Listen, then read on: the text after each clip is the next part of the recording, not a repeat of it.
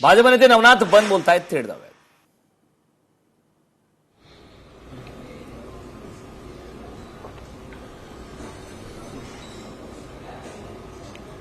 नेते नवनाथ बन हे प्रतिक्रिया देणार आहेत. खरं तर आज ज्या प्रकारे घडामोडी घडत आहेत, महत्वाची कॅबिनेट बैठक होणार आहे. ओके.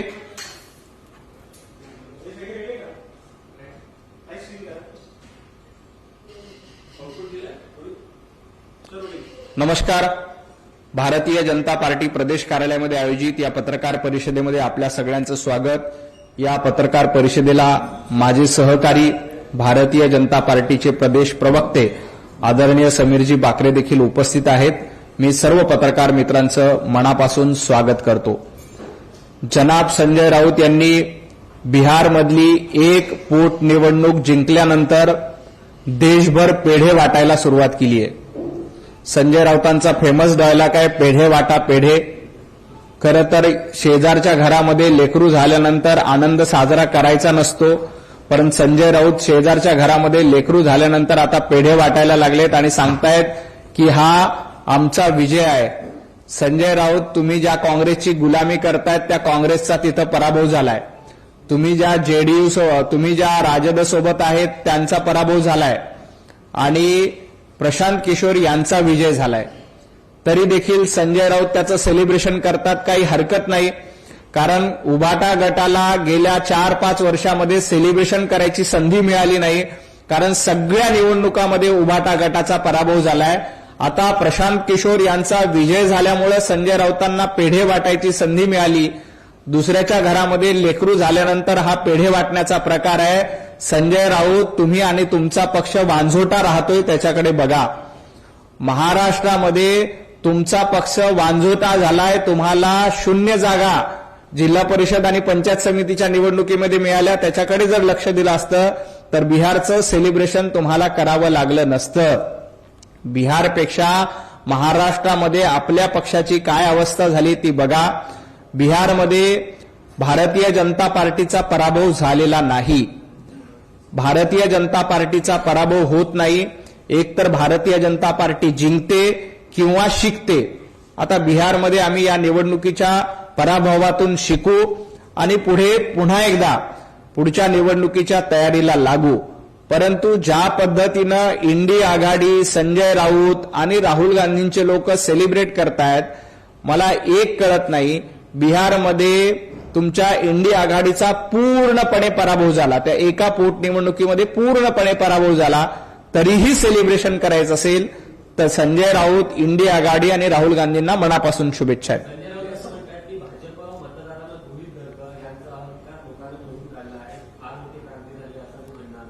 संजय राऊत, तुमचा अहंकार महाराष्ट्राने संपवलाय. तुमच्या अहंकाराची लंका ही जाळून टाकलेली आहे. त्यामुळं अहंकाराची भाषा भारतीय जनता पार्टी कधीही करत नाही. भारतीय जनता पार्टीचे पंतप्रधान हे स्वतःला प्रधानमंत्री नाही तर प्रधान सेवक म्हणून घेतात. आम्ही कार्यकर्त्यांना सोबत घेऊन पुढे जाणारे लोक आहोत. आम्ही जनतेला सोबत घेऊन पुढे जाणारे आहोत. आम्ही सेवा करण्यासाठी राजकारणात आलोय. तुमच्यासारखं मेवा करण्यासाठी किंवा मातोश्री 2 बांधण्यासाठी राजकारणात आलेलो नाही.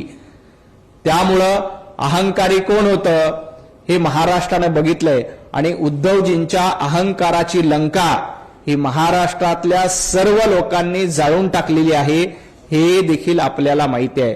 त्यामुळे संजय राऊत, आपली जळालेली, राग झालेली लंका आणि त्या पक्षाची अवस्था बघा आणि मग भारतीय जनता पार्टीवर टीका करा. त्यांचं असं म्हणणं आहे की जे निकाल लागले बाय इलेक्शनचे पराभव झाला त्यातून लोकांचा कल स्पष्टपणे दिसतोय आणि मोदी आणि भाजपची लोकप्रियता किती खाली घसरली हे यातून स्पष्ट होतं. हेच पॅरामीटर लावायचं असेल की एका निवडणुकीच्या पराभवामुळे नरेंद्र मोदीजींचा पराभव झाला, नरेंद्र मोदीजींना लोक स्वीकारत नाहीत, भारतीय जनता पार्टीला लोक स्वीकारत नाही, हे पॅरामीटर जर का संजय राऊत लावायचं असेल तर गुजरातच्या पोटनिवडणुकीत भारतीय जनता पार्टीचा विजय झालाय. त्यानंतर महाराष्ट्रातल्या सर्वच निवडणुकीमध्ये म्हणजे लोकसभा वगळता विधानसभा, महापालिका, जिल्हा परिषद, पंचायत समिती या सर्वच्या सर्व निवडणुकीमध्ये उद्धवजी ठाकरे यांचं अस्तित्व देखील शिल्लक राहिलं नाही. मग याचा अर्थ उबाटा गट पूर्ण लयाला गेला असा होतो. कारण तुम्हीच म्हणताय की एका निवडणुकीच्या पराभवाच्या पॅरामीटर लावला तर तुमचाही त्याच पॅरामीटरनुसार तुमचा तर अख्ख्या महाराष्ट्रामध्ये सगळीकडे पराभव झालाय. मग उद्धवजी ठाकरेंचं अस्तित्व उरले का? उद्धवजी ठाकरे यांचा पक्ष पूर्णपणे संपला हे संजय राऊत यांनी मान्य करावं. मुख्यमंत्री देवेंद्र फडणवीसांच्या कॅबिनेटवरती त्यांनी गंभीर आरोप केलाय. कॅबिनेटमध्ये अनेक गुन्हेगार आहेत आणि फडणवीस हे कॅबिनेट म्हणून गुंडांची टोळीच चालवतात असं म्हणतात. गुंडांची टोळी 2.5 वर्ष महाविकास आघाडीचं सरकार असताना होती. गुंडांची टोळी कशाला म्हणतात? रोज 100 कोटी रुपयाच्या वसुलीचं टार्गेट देणं याला गुंडाची टोळी म्हणतात. वाझे काय लादेन आहे का म्हणणं याला गुंडाची टोळी म्हणतात. कार्टून फॉरवर्ड केलं म्हणून माजी निवृत्त अधिकाऱ्याचा डोळा फोडणं याला गुंडाची टोळी म्हणतात. केतकी चितळेंनी टीका केली म्हणून त्याला अटक करणं गुंडांची टोळी म्हणतात. आमच्या निखिल भामरेंनी एक पोस्ट लिहिली म्हणून महिनाभर त्यांना तुरुंगात डांबणं याला गुंडाची टोळी म्हणतात. आणि सर्वसामान्य माणसाला घराच्या बाहेर न निघू देता घरामध्ये डांबून ठेवणं, लोकांचे कंगना रनौतचं घर पाडणं याला गुंडांची टोळी म्हणतात. नारायण राणे साहेबांना बेकायदेशीर अटक करणं याला गुंडांची टोळी म्हणतात. पालघरमध्ये साधूंचं हत्याकांड झाल्यानंतर मूग गिळून गप्प बसणं याला गुंडांची टोळी म्हणतात.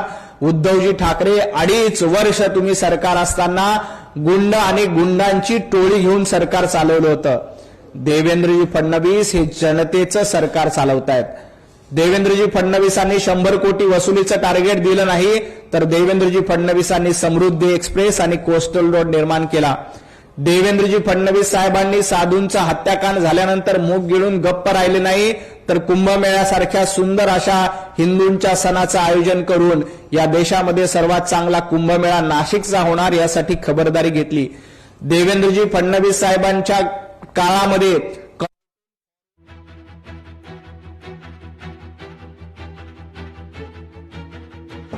टीका करा अशा प्रकारची टीका आता नवनाथ बन यांनी केली. संजय राऊत यांना नवनाथ बन यांनी प्रत्युत्तर दिलं. एक पोटनिवडणूक जिंकली, काय पेढे वाटताय? जिल्हा परिषद पंचायती समितीच्या वेळी आपला सुपडा साफ झाला, त्याच आत्मचिंतन आपण आधी करावं अशा प्रकारचे प्रत्युत्तर सुद्धा नवनाथ बन यांनी दिलं. लोकशाही मराठी ऐका, पहा, जागरूक रहा.